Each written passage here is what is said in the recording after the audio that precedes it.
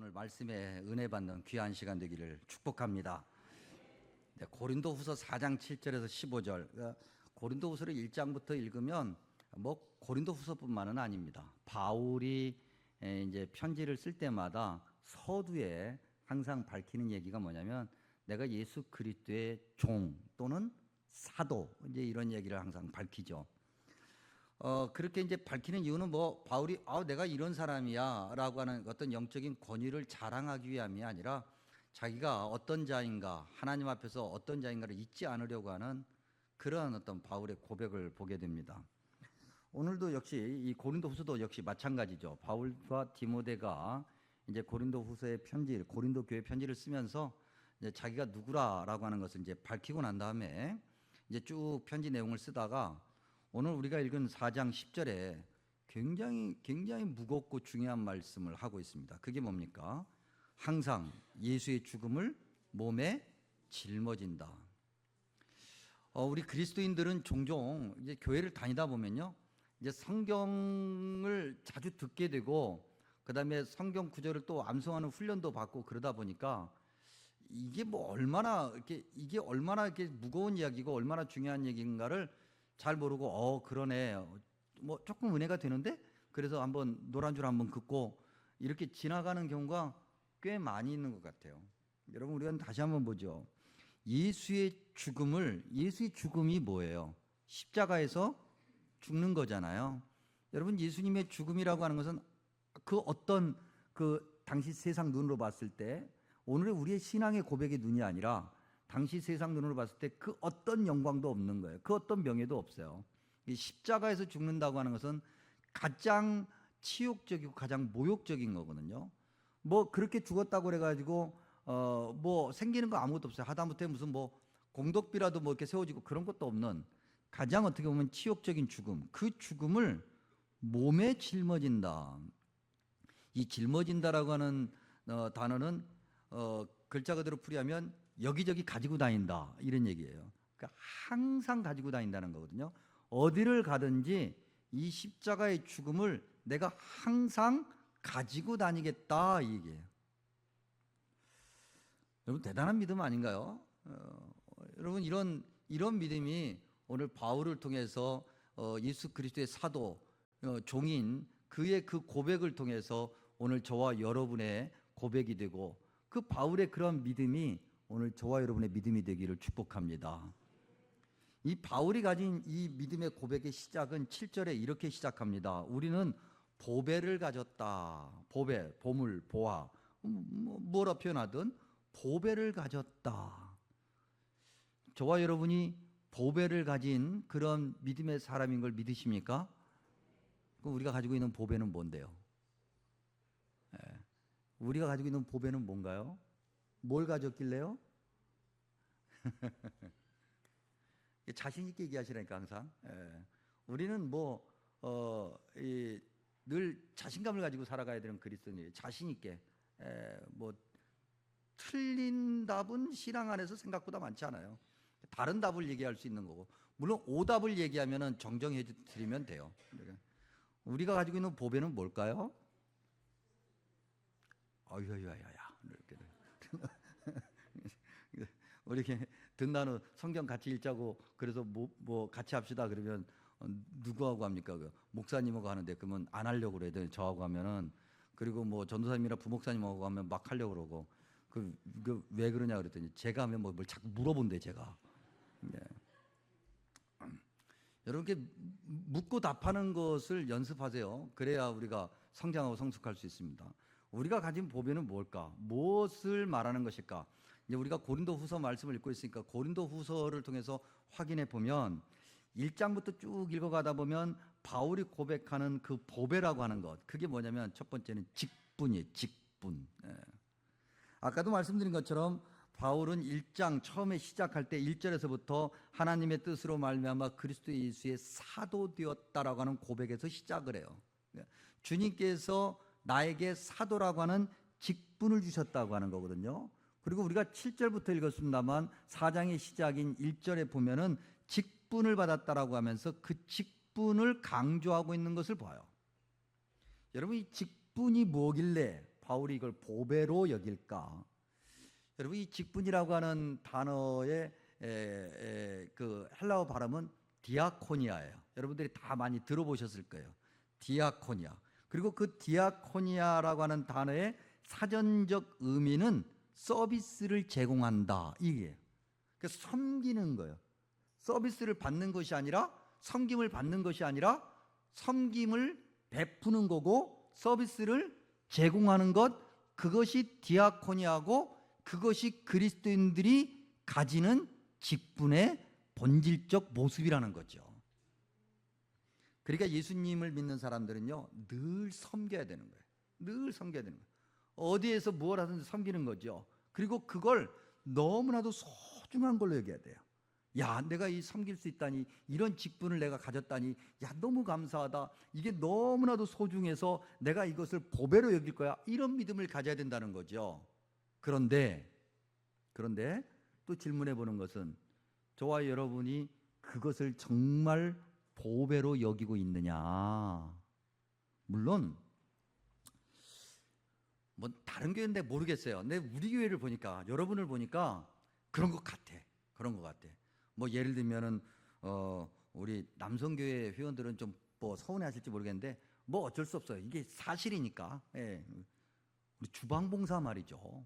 얼마나 힘들어요, 여러분. 그렇죠? 예. 뭐 이 정말 특별히 이 무덥고 습한 날씨에는 그래도 너무너무 덥다고 그래가지고 어떻게 해볼 수가 없어서 뭘 별거 다 해봤어요. 선풍기 바람을 한쪽으로 쐬는 거, 그다음에 그것도 안 돼서 주방 안에다 선풍기 2개 달아가지고 돌아가게 하고, 에어컨을 어떻게 하면 나오게 해서 어떻게 좀 해볼까, 뭐 해봤는데도 사실 그 주방 안에서 그 화력이라고 하는 것이 이걸 해결을 못하게 되는 거예요. 그러니까 뭐 여름이면 정말 비 오듯이 땀이 흐르면서 그렇게 주방 봉사를 하죠. 코로나 이후에 지금 한국 교회의 어떻게 보면은 고민, 그리고 현실적 주소, 그게 뭐냐면 이 주방 봉사를 안 하려고 한다는 거예요. 그래서 실질적으로 교회들이 다 문제가 돼요. 여러분, 주방 봉사를 이제 싫어하게 되면 어떤 일이 생기냐면 둘 중에 하나예요. 외부 업체를 불러오든지 아니면 점심을 제공하지 않든지.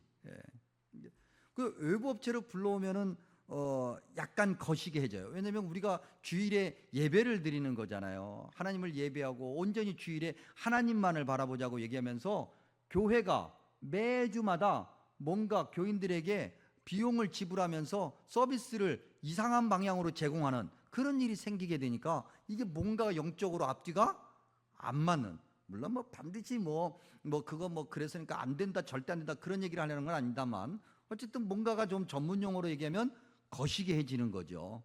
그 또 하나는 점심을 제공하지 않게 되면 어떻게 됩니까? 이제 오후 예배가 없어지겠죠. 안 그래도 지금 사실 우리 한국교회 전통은 주일 저녁 예배였는데 주일 저녁 예배가 오후 예배로 바뀌었단 말이에요. 왜 바뀌었어요? 왜? 기억하세요? 왜 바뀌었어요? 우리 편하자고 바뀐 거예요. 우리 편하자고 바뀐 거라고요. 주일 저녁 예배, 오전 예배 드리고 난 다음에 집에 갔다가 다시 오려니까, 특별히 멀리 사는 성도들은 집에 갔다가 다시 오려니까 힘들어. 그러니까 점심 먹고 곧바로 다시 예배 드리고 집에 가자.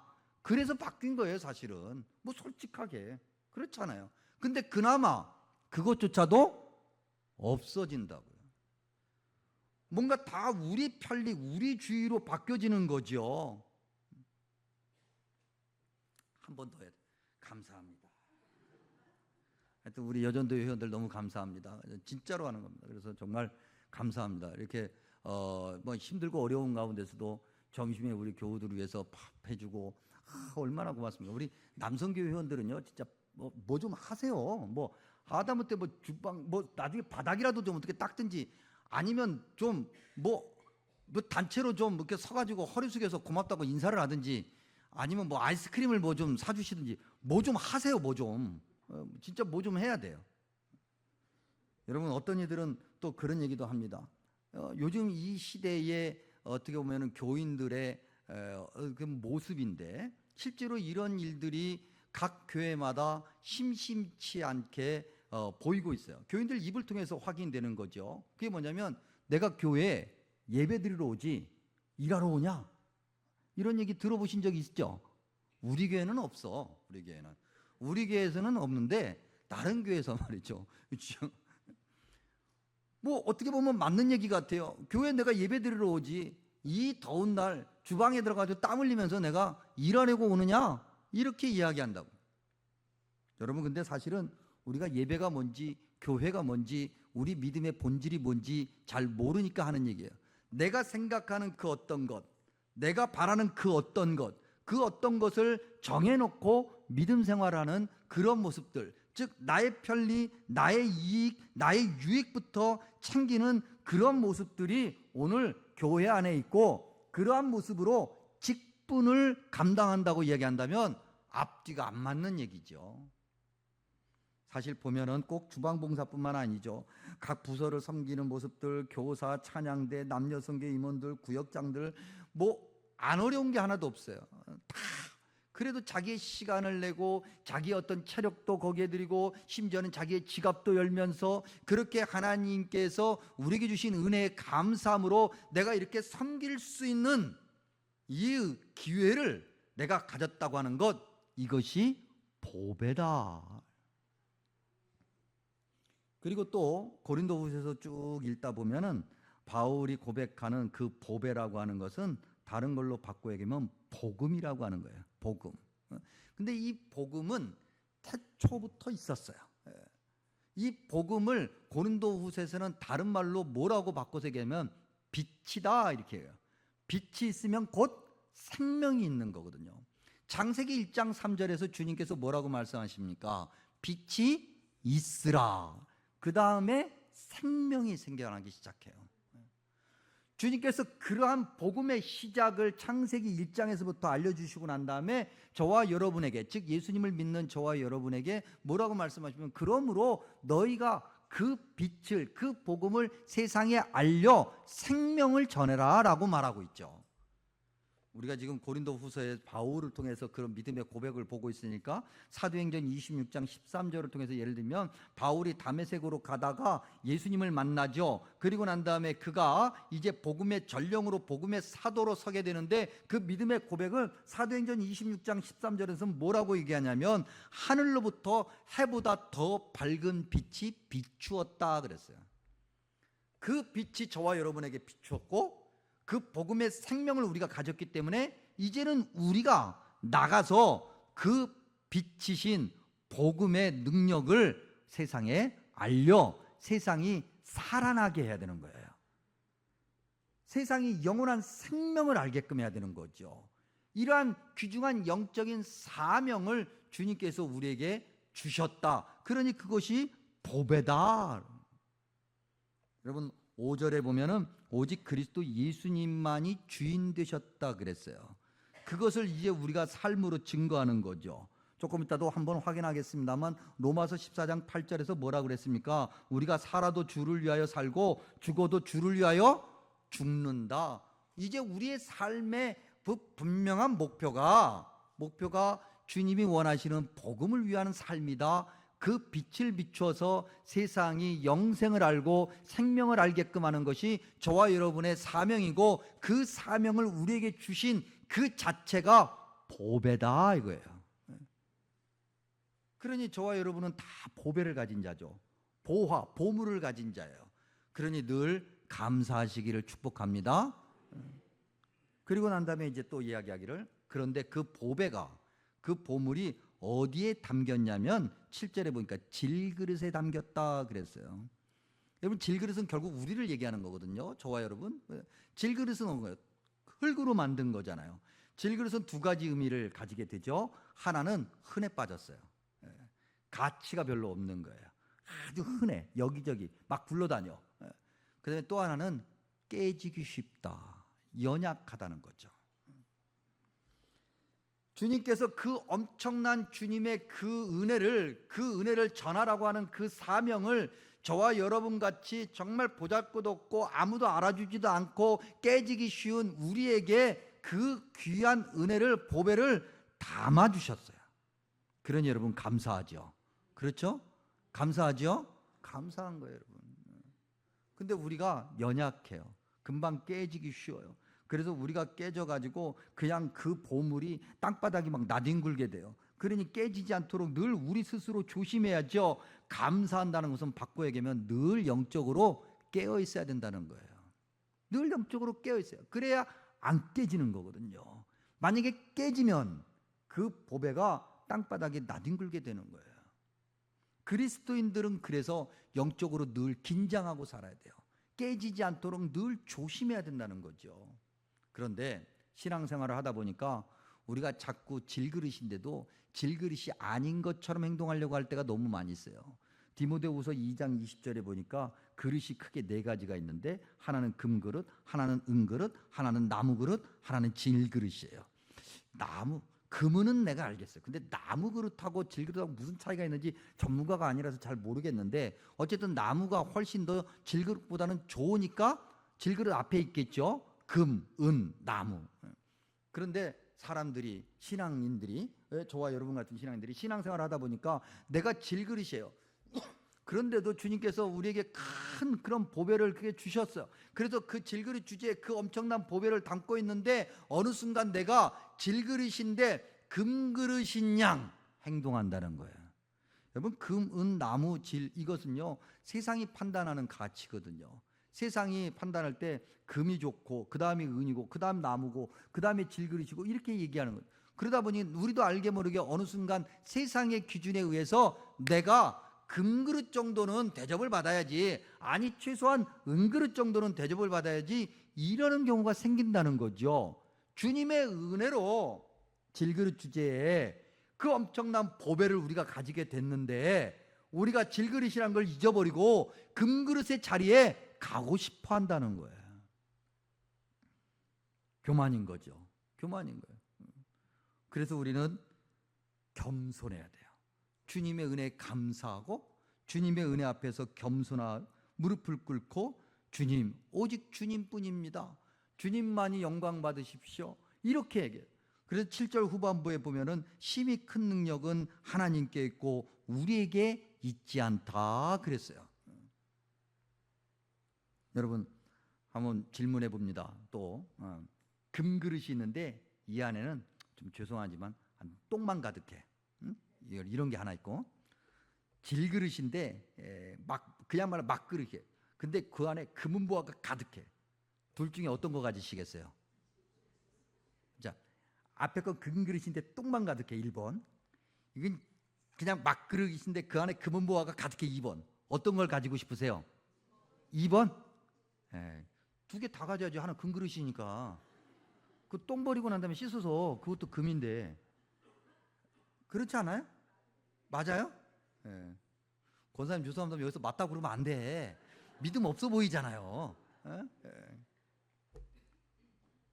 우리는 바로 그런 거예요. 세상이 생각하기에는 겉부에 금으로부터 대단해. 근데 그 안에 똥밖에 없는 거야. 근데 세상은 그것이 대단하다고 얘기해요. 근데 우리는 세상이 무시해. 질그릇, 막그릇이 아무데나 막 굴러다녀. 깨져도 괜찮아. 이빨도 나갔어. 다 아무것도 안. 그런데 그 안에 주님이 주시는 엄청난 은혜와 능력을 품고 사는 자다. 그러니 감사하고 늘 겸손해야 되고 늘 영적으로 깨어 있어야 된다. 근데 우리가 또 이제 신앙생활 하다 보면요, 우리가 이제 착각하게 되는 것이 이렇게 열심히 정말 질그릇임에도 주님께서 주신 그 보배로 그걸 너무나도 소중하게 생각하며 열심히 땀 흘리고 섬기고 막 그렇게 했어요. 그리고 어느 날 성경 읽다 보니까 성경에 그렇게 하면은 복 받는데, 그래서 막 나도 잘 되고 내 자식도 잘 되고 그런다는 거죠. 그래, 내가 이렇게 열심히 섬기면 주님께서 내 이 섬김을 봐가지고 내 자식이 잘 되게 해 주시겠지, 이런 생각을 할 때가 있어요, 없어요? 있어요, 없어요? 있잖아요. 거기서 우리는 함정에 빠질 위험이 있어요. 거기서. 여러분 성경을 계속 읽어보니까 8절과 9절 한번 볼까요? 그렇게 바울이 열심히 그것을 소중하게 생각하면서 정말 질그릇에서 감사하고 정말 겸손하게 주님 앞에 엎드려서 열심히 순종하려고 그랬더니 바울에게 무엇이 찾아왔냐면 사방으로 우겨쌈을 당하는 것, 답답한 일, 박해, 버림받고 거꾸로 뜨림을 당하고, 좋은 게 하나도 없어요. 여러분 이제 고린도후서 조금 더 읽어보면 6장이 있습니다. 6장 4절에서 10절. 6장 4절에서 10절. 일부 예배 때는 뭐 4절부터 10절까지 다 읽었는데 오늘 우리가 4절과 5절만 한번 읽어보죠. 4절과 6장 4절과 5절 우리 다 같이 한 목소리로 한번 읽습니다. 오직 모든 일에 하나님의 일꾼으로 자천하여 많이 견디는 것과 환난과 궁핍과 고난과 매맞음과 갇힘과 난동과 수고로움과 자지 못함과 먹지 못함 가운데서도 정말 주님 말씀대로 그렇게 열심히 믿음 생활하면서 야 나같이 아무것도 아닌 자에게 이렇게 하나님께서 큰 은혜를 주셨으니 열심히 섬기자, 열심히 또 섬기자 그랬더니 내 자식이 잘 되고 내 모든 일이 다 풀어지고 내 사업도 잘 되고 그런 것이 아니라 오히려 이렇게 어려운 것만 생긴다는 거죠. 환난, 궁핍, 정말 어려운 고난, 매맞음, 갇힌 난동, 수고로움, 자지 못하고 헐벗고 하나도 좋은 게 없어요. 이것이 과연 우리가 가져야 될 믿음의 모습이고 믿음의 결과란 말인가? 우리가 때때로는 그것 때문에 시험에 들어요. 그런데도 주님께서 말씀하시죠. 낙심하지 말고 정말 주님이 원하시는 대로 열심히 순종하라.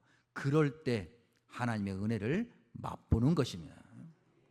우리가 어느 순간 우리의 선을 정해놓고 우리가 여기까지 이 정도에서 이제는 이것이 아니라 주님께서 우리에게 그 은혜를 주셨고 영원한 생명을 주셨으니 우리도 세상에 생명을 전하는 자가 되리라 라고 하는 그런 믿음으로 날마다 주님이 원하시는 그날까지 쉬지 않고 가는 것이 우리의 제일 목표여야 되는 거예요.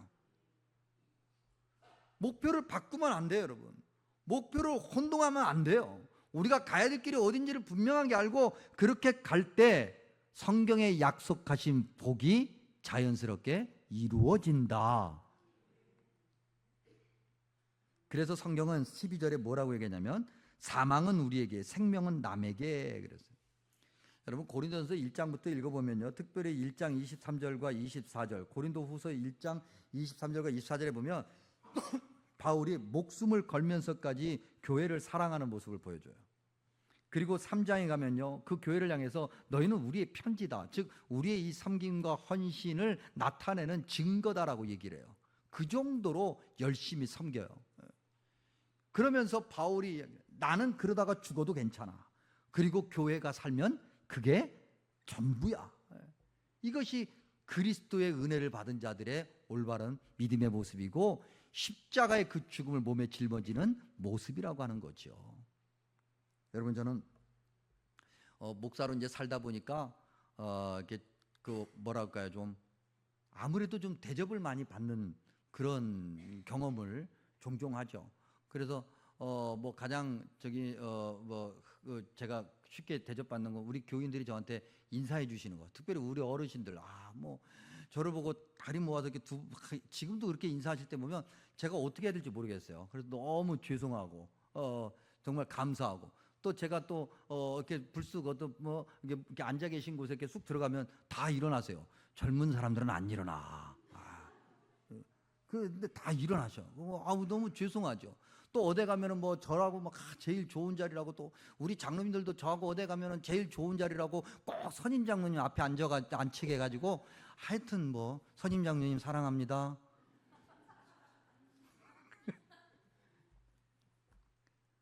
뭔가 그게 대접해줘요. 늘 저를 높은 자리에 앉혀주고 늘 좋은 것이 있으면 저를 주려고 하고. 너무 죄송해요. 어디 가면은 참 뭐 저한테 막 계산하지 못하게 하고 계산하려고 하고 늘 죄송해요. 내가 이렇게 맨날 대접받을 만한 뭘 한 적이 있던가. 목사가 단상에서는 말이죠, 크게 목사지만은 내려가면은 내게는 부모님 같고 내게는 형님 같고 누님 같은 분들인데 나에게 그렇게 대접하는 게 너무너무 좀 사실은 부담스럽고 죄송해요. 그래서 어디 가면은 제가 뭔가 대접하려고 하고 사드리려고 하고 나름대로 애를 써요. 그런데 목숨을 건 적이 있었던가 생각해 보면 목숨을 걸었던 것 같지는 않아. 목회하면서 여러분들을 위해서 내 목숨을 아직까지 살아있는 거 보니까, 아직까지 살아있고 팔팔하게 움직이는 거 보니까 목숨은 아직 안 걸었어요. 그래서 내가 죽고 교회가 살고 내가 죽고 우리 교인들이 살아야 되는데 그러는지 모르겠어요. 여러분은 어떻습니까? 여러분들이 누군가를 정말 사랑하고 섬기고 그러면서 내가 죽는 한 있더라도 누군가를 살려야 되겠노라고 그러한 믿음을 가지고 그렇게 믿음 생활하고 계시는지 모르겠어요. 바울이 이렇게 하는 이유는 뭘까? 내 자식이 잘 되고 내가 나중에 성공하고 출세하겠지, 그걸 목적으로 그랬던가? 그건 아니고요. 14절 한번 볼까요? 우리 4장 14절에 보니까 이렇게 이야기합니다. 주 예수를 다시 살리신 이가 예수와 함께 우리도 다시 살리사 너희와 함께 그 앞에 서게 하실 줄을 아노라. 다시 바꿔 얘기하면 마지막 그날에 주님께서 나를 칭찬하신다는 거죠. 모든 사람이 다 주님 앞에 심판대 앞에 설 건데, 심판대 앞에 섰을 때 주님께서 우리를 보시고 수고했다, 내가 너에게 가장 값진 보배를 너에게 줬는데 너가 그 보배를 소중하게 여기며 열심히 섬기고 땀 흘리다가 결국 내 앞에 이렇게 왔구나, 칭찬한다, 훌륭하다. 이것을 바울이 기대하며 목숨을 걸고 주님의 생명을 전했던 거죠. 이것이 십자가를, 예수님의 죽음을 몸에 짊어지는 믿음의 모습이다. 15절 끝부분에 보니까 하나님께 영광을 돌리게 한다. 여러분, 이건 뭐 말할 것도 없어요. 하나님께 영광을 돌리는 것, 이것이 그리스도인들의 최고의 목적이어야 돼요. 아까도 언급한 것처럼 로마서 14장 8절 말씀, 우리가 살아도 주를 위하여 살고 죽어도 주를 위하여 죽나니 그러므로 사나 죽으나 우리가 다 누구의 것이요? 주의 것이다. 그러니 나를 위해서 사는 것이 아니라 누구를 위해서 산다? 주님을 위해서 산다. 주님의 영광을 위해서 산다. 우리의 연약함이 깨져버려서 보배가 땅바닥에 나뒹굴지 않도록 정말 늘 영적으로 깨어있으면서 조심해야 되는 것도 주님의 영광을 위한 것이고, 내가 오늘 죽는 한이 있더라도 누군가를 섬기고 사랑하는 것도 주님의 영광을 위한 것이고, 이 무더운 날씨 가운데서도 열심히 섬기며 주님이 원하시는 그 사랑을 나누는 것도 주님의 영광을 위한 것이고, 이러한 믿음의 삶이 십자가의 그 귀한 죽음을 몸에 짊어지는 그러한 믿음의 모습이다. 여러분, 이 10절에 예수님의 죽음을 몸에 짊어진다고 할 때 그 죽음이란 단어 있잖아요. 그 죽음이란 단어와 11절과 12절의 죽음 또는 사망이라고 표현되는 그 단어하고는 다른 의미가 있어요. 이 10절의 죽음이라는 단어는요, 죽음에 이르는 어떤 과정을 얘기해요. 그러니까 한 번 죽는 게 아니에요. 날마다 죽어요. 매 순간순간 죽어요. 아예 그 길 자체가 죽는 길이에요. 그리고 11절과 12절의 죽음은요, 일회성 육신의 죽음을 얘기해요. 그리스도인들이 가져야 되는 죽음은 결국 누구나 다 일회성 한 번은 다 죽는 건데, 그리스도인들이 하나 더 가져야 되는 죽음이 있는데 그거 10절의 죽음이라는 거죠. 날마다 십자가에서 죽는 것 말이죠. 여러분, 그 남아프리카 공화국에 가면 지금도 그래요. 지금도 제가 남아공에 우리 홍영 선교사님 그 사역지에 갔을 때도 뭐 딱 가면 확 느껴져요. 느껴지는 것이 뭐냐면 인종 간의 차별 말이죠. 백인과 흑인의 차별. 그러니까 남아공이 아주 유명한 것이 그 아파르테이트라고 하는 그런 흑백 분리 정책이잖아요. 아주 옛날에 이미 이제 이 흑백 분리 정책이 사실 폐지됐음에도 불구하고 지금도 이 흑인과 백인의 이 경계, 그다음에 이 흑인들의 차별, 이건 뭐 말할 수 없어요, 지금도. 그런데 그 흑백 분리 정책이 명백하게 살아있을 때, 그때는 이 흑인과 백인의 이 차이는요, 하늘과 땅보다 더 큰 차이예요. 그 어느 정도냐면 이제 뭐 여러분들이 많이 다큐멘터리나 이런 걸 통해서 들으셔서 아시겠습니다만, 백인의 화장실과 흑인의 화장실이 따로 있고, 백인들이 가는 통로와 흑인들이 가는 통로가 따로 있고, 다 아예 동네 자체도 구분되어 있고요. 그런데 어쩌다가 이게 길을 걷다가 흑인이 백인을 딱 만나면 어떻게 되냐면 한쪽으로 피해서 고개를 숙이고 백인이 지나갈 때까지 기다려야 돼요. 여러분, 예전에 우리 뭐 그 드라마나 뭐 사극 같은 데 보면은 양반들이 뭐 물러거라 그러면 다 아래 것들은 다 길바닥에 이렇게 한쪽으로 비켜서서 고개를 숙이고 있어야 되고, 그보다 훨씬 더 높은 양반이 가면 노비들은 청것들은 땅바닥에 엎드려야 되는 거예요. 그런 것이 현대에도 불과 몇십 년 전에도 그런 문화가 여전히 존재했던 것이 남아프리카 공화국이에요. 근데 어느 날 여러분 그 남아공의 성공의 주교로서 노벨 평화상을 받은 데스몬드 투투라고 하는 주교가 있습니다. 이분이 이제 어렸을 때 얘기인데, 어느 날 이분이 엄마하고 함께 길을 가는데 백인 아저씨를 만난 거예요. 그러면 어떻게 돼요? 당연히 한쪽으로 비켜 서야죠. 그리고 고개를 숙이고 허리를 숙이고 그 백인 아저씨가 지나갈 때까지 기다려야 돼요. 그렇게 자연스럽게 당연히 한쪽으로 길을 비켜서서 기다렸어요. 그랬더니 백인이 안 지나가. 오히려 그 백인이 모자를 벗고 두 모자가 지나갈 수 있도록 옆에서 오히려 비켜서서 자기가 기다리고 있어요. 그 투투와 그 엄마가 순간 갈등하는 거죠. 이거 무슨 일이야? 저 백인 아저씨가 왜 그러는 거지? 내가 지금 지나가도 되는 건가? 이게 혹시 나를 지금 시험하고 있는 거 아닌가? 놀리고 있는 것 아닌가? 내가 만약에 지나가다가 정말 내가 지나가라고 그랬다고 해서 지나가? 혹시 나를 때리는 것은 아닌가? 겁나죠. 갈등하게 돼요. 쭈뼛쭈뼛 하고 있는데 그 아저씨가 모자를 벗고 인사를 하면서 예의를 갖춰서 인자하게 웃으면서 지나가라고 그래요. 그래서 오리오리 하다가 지나갔어요. 어린 투투가 보기에도 이상한 거예요. 낯선 거예요. 말이 안 되는 거예요. 엄마한테 물어봤어요. 엄마, 저 사람이 누구길래 저 사람이 우리에게 저런 친절을 베풀어요? 그랬더니 엄마가 그래요. 옷 입은 것 보니까 저분이 주교님이시구나, 그렇게 얘기한 거예요. 오늘로 따지면, 우리로 따지면 목사님인 거예요. 예. 옷 입은 거 보니까 저분이 목사님이시네. 그래서 투투가 그래요? 그러면 나도 커서 저분처럼 될래요.